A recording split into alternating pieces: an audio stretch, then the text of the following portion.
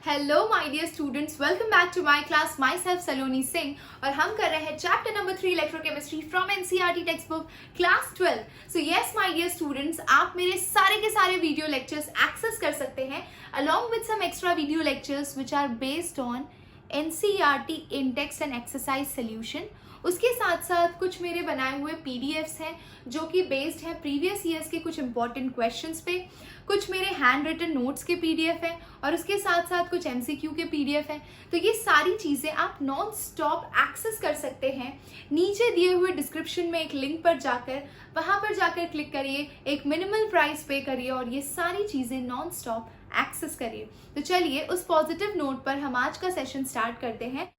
तो previous video में हमने क्या देखा था कि एनोड पे और कैथोड पे कौन सी चीज़ लिबरेट होगी, कौन सा केमिकल लिबरेट होगा, ये हम कैसे प्रिडिक्ट करेंगे based on electrochemical series, based on their reduction potential.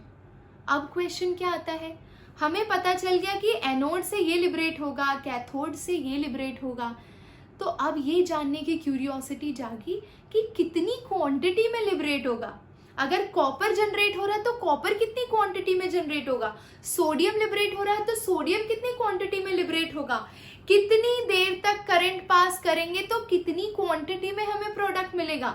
ये सारे क्वेश्चंस का आंसर दिया हमें माइकल फैराडे ने अपने लॉ के through, that is Faraday's law. तो ये है हमारा आज का टॉपिक और इसके साथ साथ आपको करने होंगे इसके ढेर सारे न्यूमेरिकल्स इन टेक्स्ट के, एक्सरसाइज के। जितना ज़्यादा करोगे ये कॉन्सेप्ट उतना ज़्यादा क्लियर होगा।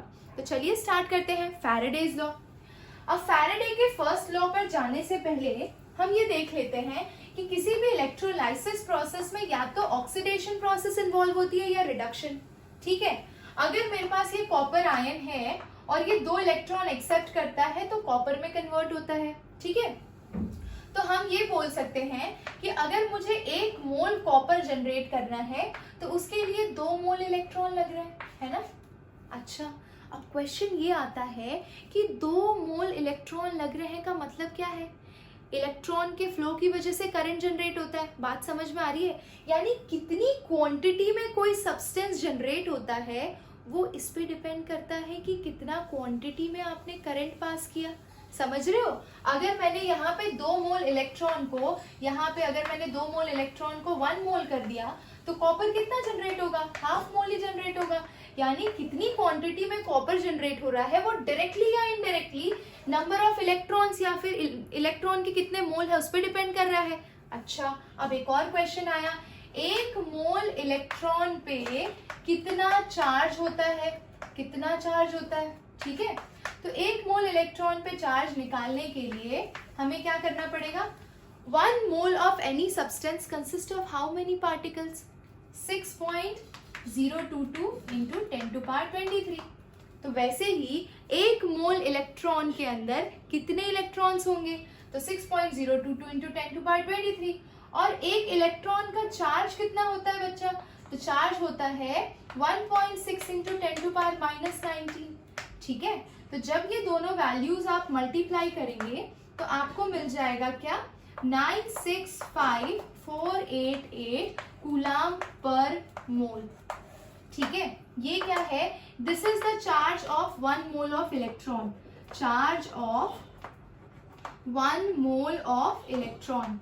अब कैलकुलेशन को इजी करने के लिए हम इस वैल्यू को अप्रोक्सीमेटली ले लेते हैं 96500। ठीक है, यानी कि 1 मोल इलेक्ट्रॉन के ऊपर इतना चार्ज होता है ना। अब हर बार इतनी बड़ी बड़ी वैल्यू लिखने से अच्छा है कि 1 मोल इलेक्ट्रॉन को हम किससे रिप्रेजेंट करते हैं, 1 फैराडे से, या फिर इसे बोलते हैं फैराडे कांस्टेंट या फिर 1 farad. So 1 farad is equal to 96500 coulomb of charge. I hope you are clear. ठीक है, तो इन शॉर्ट अगर मैं इस इक्वेशन को देखूं तो मैं क्या बोल सकती हूँ, Cu2+ utilizes 2 electron to get converted और रिड्यूस टू Cu। यानी कि 2 मोल का मतलब क्या हो गया, 1 मोल का 1 फैराड, तो 2 मोल का कितना होगा, 2 फैराड, है ना। यानी 2 फैराड चार्ज की जरूरत है 1 मोल कॉपर बनाने के लिए। अगर यही चीज मैं एल्यूमिनियम के लिए लिखूं तो Al 3+ है, it is going to accept 3 electron to get converted to Al। तो यहाँ पे 3 मोल इलेक्ट्रॉन है, तो 3 मोल इलेक्ट्रॉन के लिए क्या हो जाएगा 3f, है ना। 3f quantity of charge is required to reduce aluminium ion to aluminium। I hope you are getting the point, okay। So in short हम बोल सकते हैं Q is equal to N into F, है कि नहीं। Q is equal to यानी quantity of charge is equal to number of moles into एक मोल पे जो चार्ज है वो। N stands for number of moles and F stands for 1 mole of electron की जो वैल्यू है that is 1 farad। तो Q is equal to N into F। अब आगे बढ़ते हैं हम फैराडेज फर्स्ट लॉ की तरफ। चलिए बच्चा, तो फैराडेज लॉ का स्टेटमेंट देखते हैं। स्टेटमेंट आपको अच्छे से याद होना चाहिए। The mass of substance liberated at electrode is directly proportional to quantity of electricity passed through it. आपके इस इलेक्ट्रोड से कितना, इस इलेक्ट्रोड पे कितना सब्सटेंस लिबरेट हुआ या कितना डिपॉजिट हुआ, ये डिपेंड करेगा कि आपने इसके थ्रू कितना करंट सप्लाई किया और कितनी देर तक सप्लाई किया। जितनी ज्यादा क्वांटिटी में आप करंट सप्लाई करेंगे थ्रू द इलेक्ट्रोलाइसिस प्रोसेस, उतनी ज्यादा क्वांटिटी में आपके इलेक्ट्रोड पे डिपोजिशन होगा, ठीक है। So mass of the substance can be denoted by, mass of the substance को हम m से डिनोट करेंगे, is directly proportional to electricity passed through the electrolyte, यानी क्वांटिटी ऑफ इलेक्ट्रिसिटी को हम Q यानी कि चार्ज से रिप्रेजेंट करेंगे। M is directly proportional to Q, Q stands for quantity of electricity या फिर quantity of current, और हमें अच्छे से पता है कि Q is equal to I into T होता है बच्चा। तो ये क्या हो जाएगा, M is directly proportional to I into T, है ना। अब जब आप प्रोपोर्शनैलिटी साइन हटाएंगे तो M is equal to ZIT आएगा, ठीक है, where Z stands for electrochemical equivalent, ठीक है, इसको ECE भी बोलते हैं, है ना, where I stands for your current and current is measured in ampere and time T is in time that is your in measured in seconds, ठीक है। And what left, m is the mass of the substance that is deposited और liberated, mass of substance. And what is q above here, ठीक है। सो q is basically quantity of current, quantity of electricity, ठीक है। अच्छा, अब जब आप बात करोगे Z की यानी इलेक्ट्रोकेमिकल इक्विवेलेंट की, तो इसको कैसे डिफाइन करेंगे बच्चा। ECE is equal to mass of the substance liberated when 1 ampere of current is passed for 1 second। यानी ये दोनों वैल्यू अगर 1 हो तो Z will be equal to M, है ना। So M will be equal to Z, यानी M क्या है, mass of the substance liberated, है ना, mass of the substance liberated, ठीक है। So M will be equal to ECE when 1 ampere of current is passed for 1 second during the electrolysis process through the electrolyte। I hope you got the point, ठीक है। तो Faraday's first law clear है, कितना amount में मास generate हुआ या liberate हुआ वो डिपेंड करेगा कितनी क्वांटिटी में आपने करंट पास किया है इलेक्ट्रोलाइट के थ्रू, ठीक है। सो दैट्स ऑल। चलिए मूव करते हैं फैराडे का सेकेंड लॉ पे।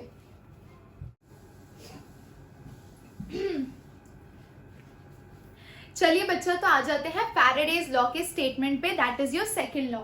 तो सेकेंड लॉ के स्टेटमेंट पर जाने से पहले हम इसे डायग्रामेटिक रिप्रेजेंटेशन से समझ लेते हैं, ठीक है। तो मान लीजिए एक ऐसा सेटअप है जिसके अंदर 2 इलेक्ट्रोलाइटिक सेल है। ये इलेक्ट्रोलाइटिक सेल A है और ये इलेक्ट्रोलाइटिक सेल B है। ए सेल के अंदर इलेक्ट्रोलाइट AgNO3 फिल्ड है सपोज करिए, और इसके अंदर इलेक्ट्रोलाइट की तरह कॉपर सल्फेट फिल्ड है। दोनों इलेक्ट्रोलाइट सेल मान लीजिए सीरीज में कनेक्टेड है, सीरीज कनेक्शन है दोनों के बीच में। तो आपको अच्छे से पता है कि जो भी चीज सीरीज में कनेक्टेड होती है उसमें करंट सेम होता है। तो दोनों इलेक्ट्रोलाइटिक सेल के अंदर same quantity of current pass हो रहा होगा, सेम करंट, है ना। तो होगा क्या, amount of Ag डिपॉजिटेड, देखिए AgNO3 के अंदर सिल्वर डिपॉजिट होगा और कॉपर सल्फेट के अंदर कॉपर डिपॉजिट होगा। तो amount of Ag deposited upon amount of copper deposited will be equal to chemical equivalent mass. Amount of silver deposited upon amount of copper deposited will be equal to chemical equivalent mass of silver upon chemical equivalent mass of copper. ये चीज हुई। मतलब क्या है, अब देखिए ये statement, when same quantity of electricity is passed through different electrolyte connected in series, different electrolyte connected in series, same current is being passed, then the mass of substance liberated at the electrode are in the ratio of their chemical equivalent mass. तो है ना, उनके equivalent mass ratio में है। चलिए, तो मान लीजिए सिल्वर डिपॉजिट हुआ है x क्वांटिटी में और कॉपर डिपॉजिट हुआ है y क्वांटिटी में, that is equal to Z of Ag। तो इक्विवेलेंट मास Z का कितना होता है बच्चा, किसी भी सब्सटेंस का equivalent mass is equal to their atomic mass upon n factor. ठीक है, तो एटॉमिक मास कितना होता है, अगर मैं Ag का निकालना चाहूँ या इक्विवेलेंट मास ऑफ Ag निकालना चाहूँ, तो Ag का एटॉमिक मास होता है 108 और उसका n फैक्टर कितना होगा 1। अब n फैक्टर कैसे मुझे पता चला, तो मुझे पता है कि Ag की वैलेंसी +1 होती है। Ag get converted to Ag plus by the loss of 1 electron. Okay, mummy please थोड़ा धीरे करिए ना यार, 4 बार पहले मिक्सी चला रही हैं, फिर ये कर रही हैं, फिर वो कर रही हैं, सब बर्बाद कर दे। चलिए क्लास, तो बिना टाइम वेस्ट किए आ जाते हैं सेकंड फैराडेज लॉ पर। अब फैराडे के सेकंड लॉ का स्टेटमेंट बहुत बड़ा है, तो इसे एक डायग्रामेटिक रिप्रेजेंटेशन के थ्रू समझने की कोशिश करते हैं। So according to Faraday's second law, अगर आपके पास 2 इलेक्ट्रोलाइटिक सेल है, ये पहला इलेक्ट्रोलाइटिक सेल है और मान लीजिए ये दूसरा इलेक्ट्रोलाइटिक सेल है। पहले वाले इलेक्ट्रोलाइटिक सेल के अंदर हमने AgNO3 as an electrolyte fill करके रखा है और दूसरे के अंदर copper sulphate as an electrolyte fill करके रखा है। ठीक है, और मान लीजिए कि दोनों इलेक्ट्रोलाइटिक सेल सीरीज में कनेक्टेड है। कैसे कनेक्टेड है बच्चा, सीरीज में कनेक्टेड है। अच्छा, और आपको ये भी अच्छे से पता है कि जब भी 2 सेल सीरीज में कनेक्टेड होते हैं तो उनका करंट सेम होता है। ठीक है, यानी कि AgNO3 और कॉपर सल्फेट 2 अलग अलग इलेक्ट्रोलाइटिक सेल जो कि सीरीज में कनेक्टेड हैं, उनके अंदर सेम क्वांटिटी में करंट पास हो रहा है। बात समझ में आई? तो सेम क्वांटिटी में करंट है, सेम करंट, तो आई लिख देते हैं। ठीक है, तो AgNO3 वाले इलेक्ट्रोलाइटिक सेल में Ag डिपॉजिट होगा और कॉपर सल्फेट वाले इलेक्ट्रोलाइटिक सेल में कॉपर डिपॉजिट होगा। कितनी क्वांटिटी में कॉपर वाले इलेक्ट्रोलाइट के अंदर कॉपर डिपॉजिट होगा और सिल्वर डिपॉजिट होगा, उनका मास रेशियो में होगा उनके केमिकल इक्विवेलेंट से। मतलब क्या है, यानी कि mass of Cu deposited upon mass of Ag deposited will be equal to the ratio of their chemical equivalence. Z देखा था हमने फैराडेज फर्स्ट लॉ में, that was M is equals to ZIT where Z stands for electrochemical equivalence. Okay, तो equivalent electrochemical equivalent of copper upon electrochemical equivalent of silver. ठीक है, अब मान लीजिए कॉपर डिपॉजिट हुआ है x क्वांटिटी में और सिल्वर डिपॉजिट हुआ है y क्वांटिटी में, that is equal to electrochemical equivalent. इस इलेक्ट्रोकेमिकल इक्विवेलेंट को हम और क्या बोल सकते हैं, तो हम बोल सकते हैं उसे इक्विवेलेंट मास। अब बच्चा, अगर आपने अच्छे से पढ़ा है नॉर्मेलिटी का कॉन्सेप्ट, तो आपको याद होगा कि equivalent mass is equal to atomic mass upon n factor, है ना। अच्छा, तो अगर कॉपर के केस का इक्विवेलेंट मास निकालें तो कॉपर का मास कितना होता है बच्चा, 63.5 है कि नहीं। कॉपर का मास होता है बच्चा 63.5 और उसका n फैक्टर कितना होता है 2, यानी वो कितने इलेक्ट्रॉन गेन या लूज करता है 2, तो उसका n फैक्टर कितना होगा 2। वैसे ही सिल्वर की बात करें तो सिल्वर का एन फैक्टर कितना होगा, सिल्वर का वैलेंसी कितना होता है, Ag से Ag प्लस जाता है वो, यानी कि उसका एन फैक्टर 1 होगा, वो एक इलेक्ट्रॉन या तो लूज कर सकता है। सोडियम के लिए एन फैक्टर 1 होगा, मैग्नीशियम के लिए एन फैक्टर 2 होगा। बात समझ में आ रही है, यानी कितने इलेक्ट्रॉन वो पर्टिकुलर एटम गेन या लूज कर सकता है, that is their N factor. Okay, तो हमने इक्विवेलेंट मास निकाल लिया कॉपर का। वैसे ही इक्विवेलेंट मास ऑफ सिल्वर क्या होगा, तो इक्विवेलेंट मास हो जाएगा उसका atomic mass upon N factor that is 1। तो यहाँ पे डिवाइड कर लीजिए, mass of copper deposited x है, mass of silver deposited y है, that is equal to z of copper. तो z ऑफ कॉपर कितना है 63.5 divide by 2 upon z of silver that is 108 divide by 1, तो that is 108 only. तो इसको divide करिए, ये 2 नीचे आ जाएगा, ठीक है। तो इस तरह से आपको इसका रेशियो मिलेगा। यहां से हमें फैराडेज का सेकेंड लॉ समझ में आ गया। When same quantity of electricity is passed through two different electrolyte which are connected in series, and then the masses of substance liberated at electrode are in the ratio of their chemical equivalence, or simply you can say equivalent mass. I hope you are clear. Faraday's second law इस example के साथ तो एकदम ही clear होगा। चलिए, तो अब दो तीन न्यूमेरिकल देख लेते हैं। चलिए बच्चा, आ जाते हैं न्यूमेरिकल्स पे, और ये जो न्यूमेरिकल्स है पूरी तरह से फैराडे के फर्स्ट लॉ पे बेस्ड है। तो चलिए स्टार्ट करते हैं ऐसे क्वेश्चंस को सॉल्व कैसे करना है, अप्रोच कैसे करना है, ये इंपॉर्टेंट है। क्वेश्चन क्या पूछा है, for how long current of 1.5 ampere, यानी आई कितना हो गया आपका 1.5 एम्पियर। 1.5 एम्पियर करंट कितने टाइम के लिए आप इलेक्ट्रोलाइट से पास करेंगे ताकि आपके इलेक्ट्रोड पे 1 ग्राम एल्यूमिनियम डिपॉजिट हो जाए, ठीक है। अच्छा, तो ये हमारे पास स्टैंडर्ड इक्वेशन दी है क्वेश्चन के अंदर, और इसे हमने जब रीड किया था तो हमें पता चला था कि 3 मोल इलेक्ट्रॉन चाहिए 1 मोल एल्यूमिनियम बनाने के लिए, है ना। 3 मोल इलेक्ट्रॉन चाहिए एल्यूमिनियम बनाने के लिए, और 3 मोल कितना होता है बच्चा 3 फैरेड, है ना। And 3 farad is equal to 1 mole of aluminium. 1 mole of any substance is equal to its atomic mass. तो एल्यूमिनियम का एटॉमिक मास कितना है 27 ग्राम। 1 मोल एल्यूमिनियम के अंदर 27 ग्राम एल्यूमिनियम होता है, ठीक है।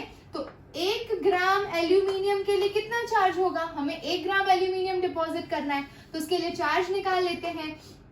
तो 3 फैरेड इंटू 1/27, और फैरेड के ऊपर चार्ज कितना होता है बच्चा, तो 3 into 96500/27।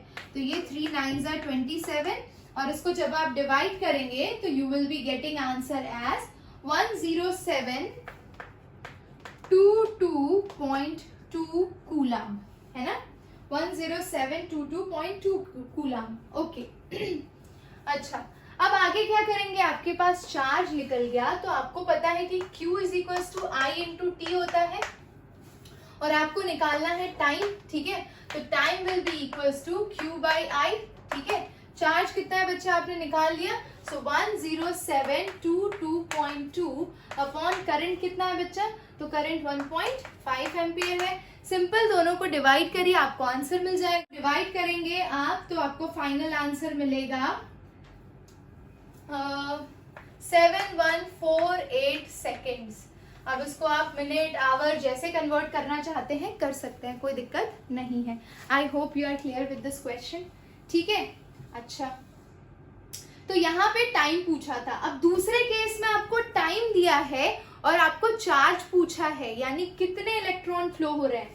If a current of 0.5 ampere, I is equal to कितना है 0.5 ampere, flows through the wire for 2 hours, यानी टाइम कितना दिया है 2 आवर्स, यानी 2 इंटू 60 अगर सेकेंड्स में कन्वर्ट करोगे तो, ठीक है। तो then how many electron flows through the wire, ये निकालना है आपको। आई है, आपके पास टी है, तो आप क्या निकाल सकते हो, क्वांटिटी ऑफ इलेक्ट्रिसिटी, यानी कि Q is equal to I into T होता है। तो आई कितना हो गया आपका 0.5 इंटू 2 इंटू 60 इंटू 60, ठीक है। तो ये यहाँ से आपको Q मिल जाएगा, तो मल्टीप्लाई। तो अगर हम बोले कि 96500 कूलम ऑफ चार्ज के लिए कितने इलेक्ट्रॉन फ्लो होते हैं, तो वो हमें पता है, that is equal to Avogadro number, क्योंकि ये 1 मोल है and 1 mole is equal to 6.022 into 10 to power 23, ये 6.022 इंटू 10 टू पावर 23 इलेक्ट्रॉन्स। ठीक है, तो अगर हमने चार्ज तब कितना होगा, तो 6.022 into 10 to power 23 into 7200 divide by 96500। ठीक है, अब इसको सॉल्व करिए, तो फाइनली आपको आंसर मिल जाएगा 245 into 10 to power 22 electrons. I hope you are clear किस तरह से इन क्वेश्चंस को सॉल्व करना है।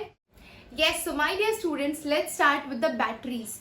अब जब आप बैटरीज बोलते हैं तो बैटरी का डेफिनेशन क्या होगा, जब 2 या 2 से ज्यादा, ध्यान से सुनिएगा, जब 2 या 2 से ज्यादा गैल्वेनिक सेल को सीरीज में अगर आप कनेक्ट कर दें तो वो क्या बना लेती है, बैटरी।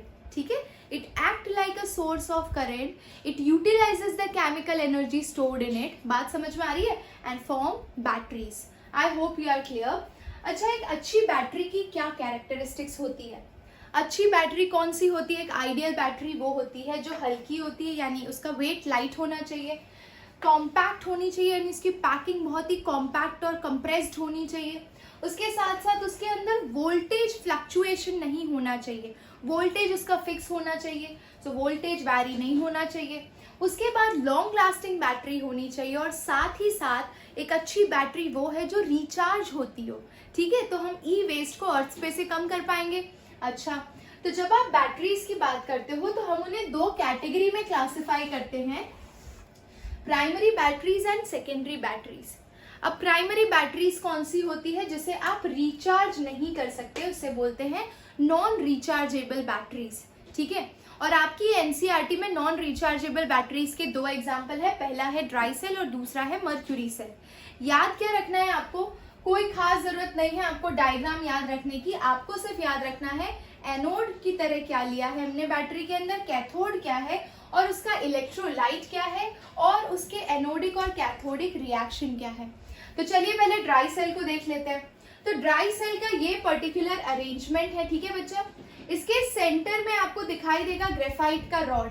अब ये जो ग्रेफाइट का रॉड है वो कैथोड की तरह एक्ट करता है। ठीक है, उसके बाद ये वाला जो एरिया है वो फिल्ड है मैंगनीज डाइऑक्साइड से, और उसका नेक्स्ट वाला जो लेयर है वो फिल्ड है NH4Cl एंड ZnCl2 से। ठीक है, तो ये किसकी तरह एक्ट करते हैं, इलेक्ट्रोलाइट की तरह। और जो आउटर साइड से कंटेनर है, कंटेनर पूरा किसका बना है, जिंक का, तो जिंक किसकी तरह एक्ट करता है, एनोड की तरह। अब रिएक्शन देख लेते हैं, तो एनोडिक रिएक्शन, तो एनोड पे क्या होता है, ऑक्सीडेशन। एनोड की तरह कौन है, जिंक।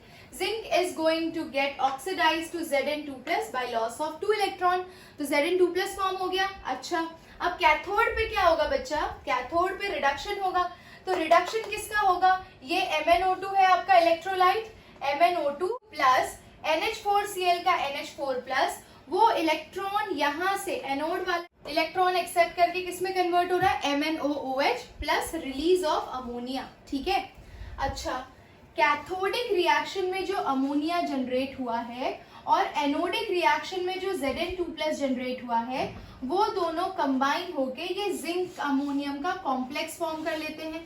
ठीक है, अच्छा, ये हो गए इसके एनोडिक कैथोडिक रिएक्शन। अब इसके ड्रॉबैक्स देख लेते हैं।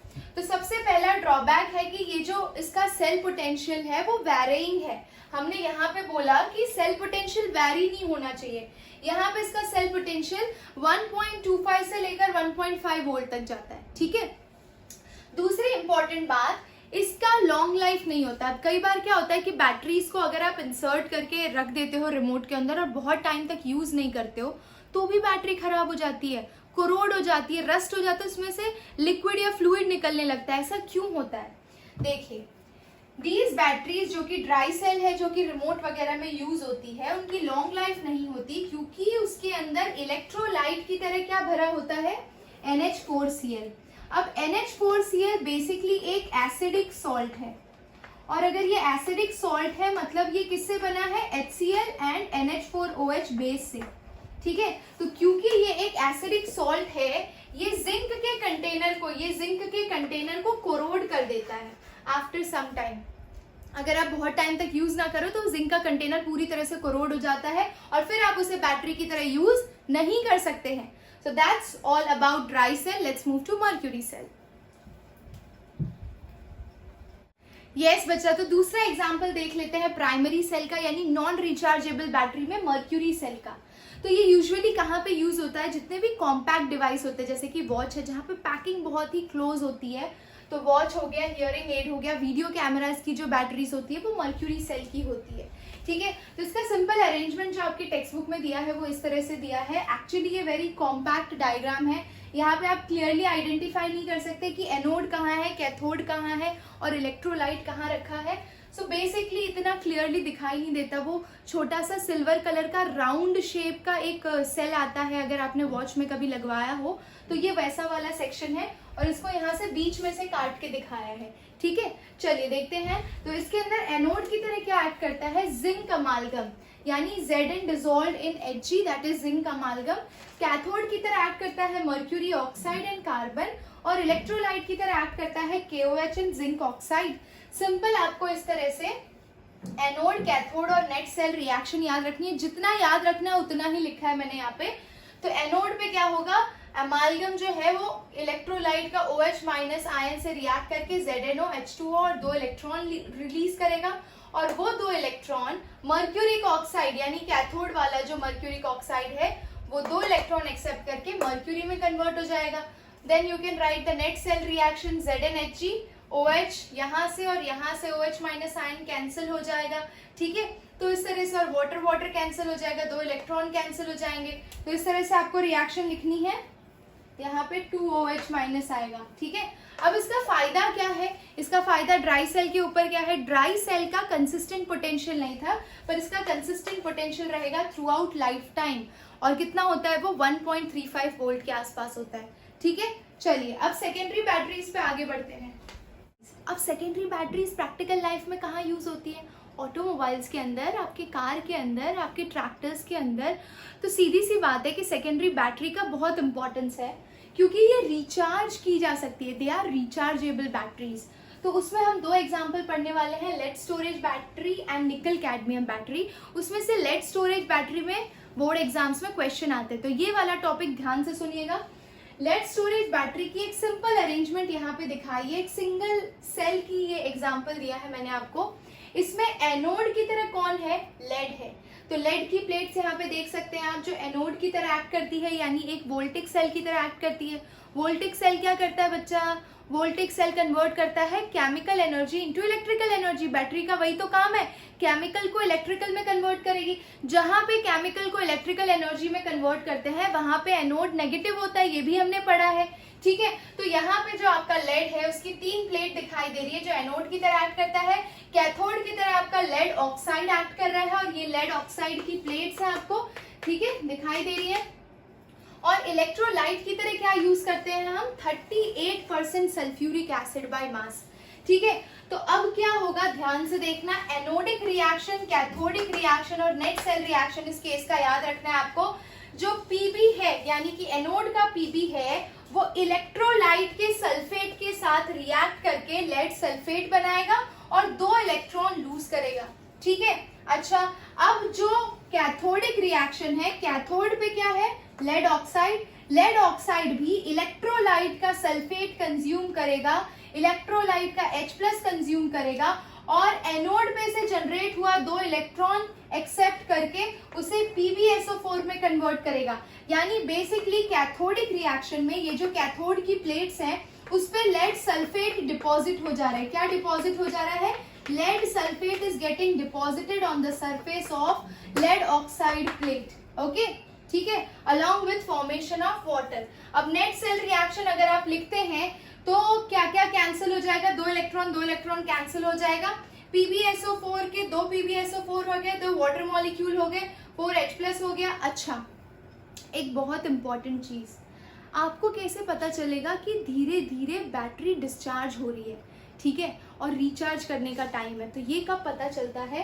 देखिए, सल्फ्यूरिक एसिड की खुद की एक पर्टिकुलर डेंसिटी होती है, जितना वो कॉन्सेंट्रेटेड होगा उतना ज़्यादा डेंस होगा। पर हो क्या रहा है, लेड कंटिन्यूअसली सल्फ्यूरिक एसिड का सल्फेट कंज्यूम कर रहा है। एनोडिक रिएक्शन में भी सल्फेट कंज्यूम हो रहा है, कैथोडिक रिएक्शन में भी सल्फेट कंज्यूम हो रहा है, यानी धीरे धीरे सल्फ्यूरिक एसिड की कॉन्सेंट्रेशन कम होती जा रही है, यानी इलेक्ट्रोलाइट की कॉन्सेंट्रेशन कम होती जा रही है। साथ ही साथ कैथोड में आपको बाई प्रोडक्ट की तरह वाटर फॉर्म हो रहा है। वाटर क्या करेगा, सल्फ्यूरिक एसिड को डाइल्यूट करेगा। तो अगर आपका सल्फ्यूरिक एसिड बच्चा डाइल्यूट हो गया तो उसकी डेंसिटी तो कम हो जाएगी। तो अगर आपको पता लगाना हो कि बैटरी डिस्चार्ज हो रही है या फिर कितने टाइम में डिस्चार्ज हो जाएगी, तो उसे कैसे चेक करते हैं हम ना, बैटरी के अंदर उसकी डेंसिटी मेजर करने के लिए रॉड डिप करते हैं या फिर सिंपल किसी इंस्ट्रूमेंट से उसकी डेंसिटी मेजर करते हैं। डेंसिटी अगर कम आई मतलब बैटरी बहुत ही जल्द डिस्चार्ज होने वाली है, क्योंकि उसका सल्फ्यूरिक एसिड धीरे धीरे डाइल्यूट होता जा रहा है। बात समझ में आ गई? चलो, तो एक बार आपका लेड स्टोरेज बैटरी डिस्चार्ज हो गया मान लो, उससे पहले ये देख लेते हैं कि लेड स्टोरेज बैटरी, अगर ये मान लो ये बैटरी है और अगर मुझे इसमें से 6 वोल्ट वोल्टेज निकालना है तो मुझे 3 सेल सीरीज में कनेक्ट करने पड़ेंगे, और अगर मुझे इसमें 12 वोल्ट वोल्टेज निकालना है तो मुझे 6 सेल को इनको सीरीज में कनेक्ट करना पड़ेगा। अच्छा, यूजुअली क्वेश्चन किस पे आता है लेड स्टोरेज बैटरी में कि चलो ये तो ये केस हो गया आपका लेड स्टोरेज बैटरी की एक्ट कैसे करती है, लेकिन ये रिचार्जिंग के टाइम पे किस तरह से बिहेव करती है उसका इक्वेशन आता है, तो वो देख लेते हैं।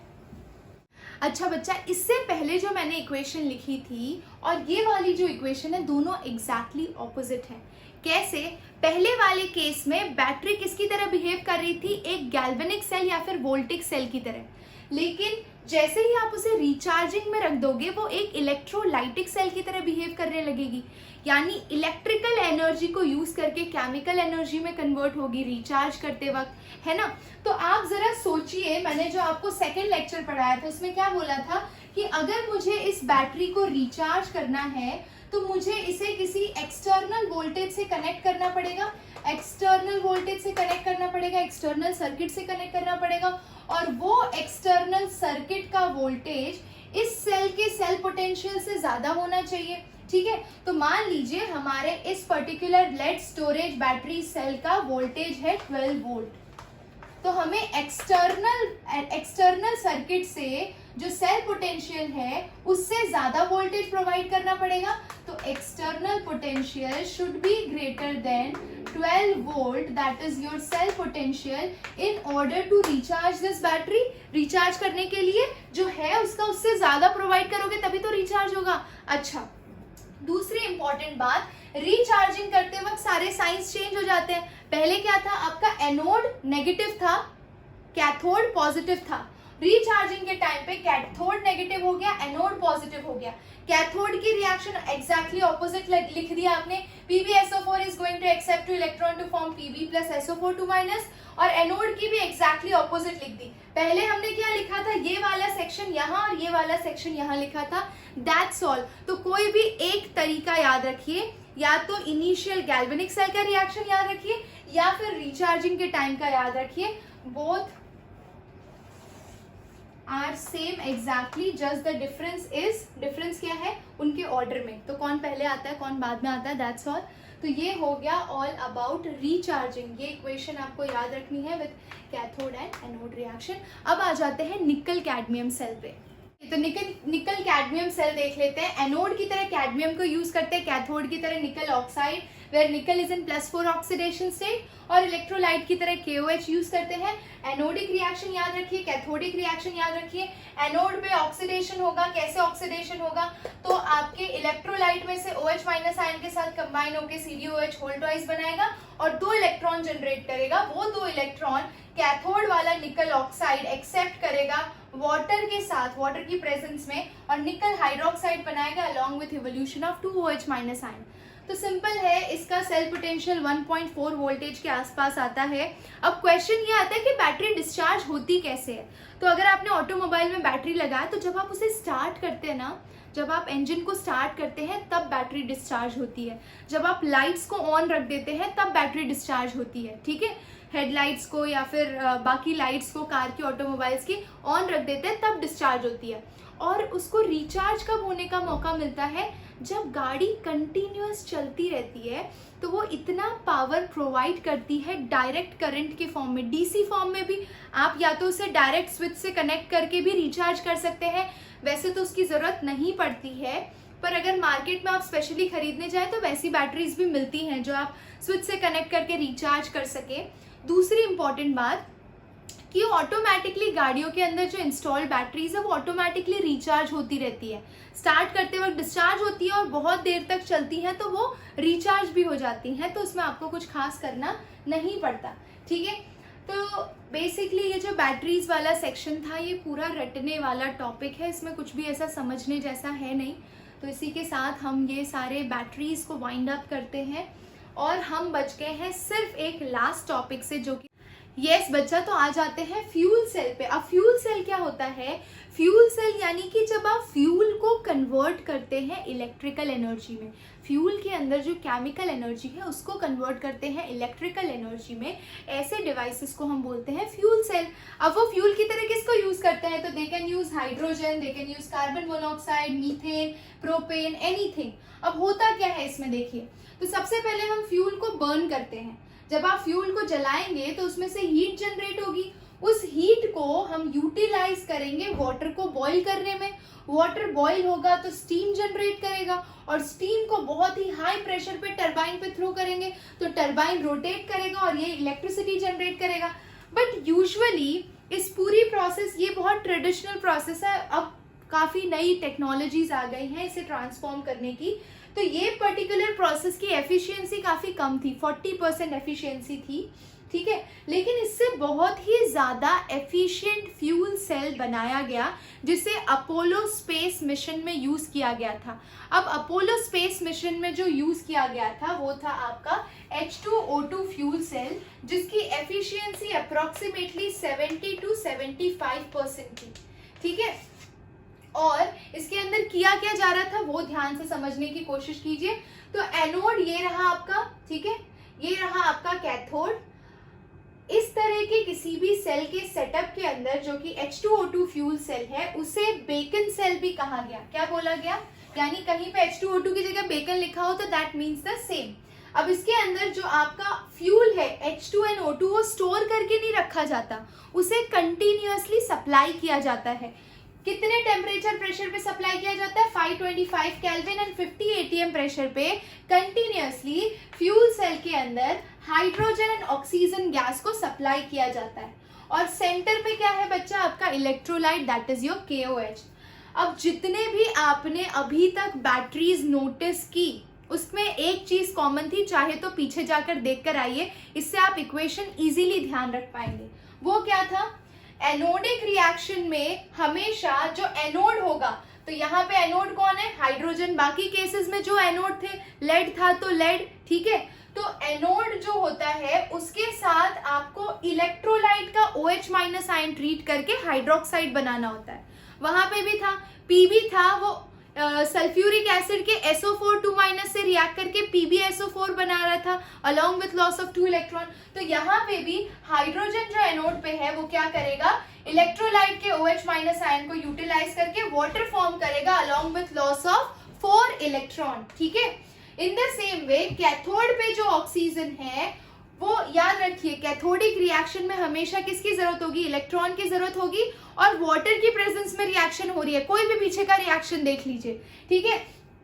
तो आपका कैथोड का जो भी एलिमेंट होगा या जो भी मॉलिक्यूल होगा उसके साथ वाटर और 4 इलेक्ट्रॉन को ट्रीट करके आपका प्रोडक्ट बनाइए, ठीक है। और इसका नेट रिएक्शन देखेंगे तो आप 2H2 plus O2 plus 4OH है, तो यहाँ पे 4OH और यहाँ पे 4OH, तो 4OH कैंसिल हो जाएगा और 4 इलेक्ट्रॉन कैंसिल हो जाएगा एंड 4H2 इधर है, इधर 2H2, तो 2H2 इधर आ जाएगा तो 2H2 हो जाएगा। यानी कि फ्यूल सेल के केस में आपको ना सिर्फ इलेक्ट्रिसिटी प्रोड्यूस हो रही थी यानी इलेक्ट्रिकल एनर्जी जनरेट हो रही थी, उसके साथ साथ वाटर भी प्रोड्यूस हो रहा था। तो अपोलो स्पेस मिशन प्रोग्राम के अंदर इस वाटर को यूटिलाइज किया गया ड्रिंकिंग पर्पस के लिए और बाकी को इलेक्ट्रिसिटी जनरेशन के लिए।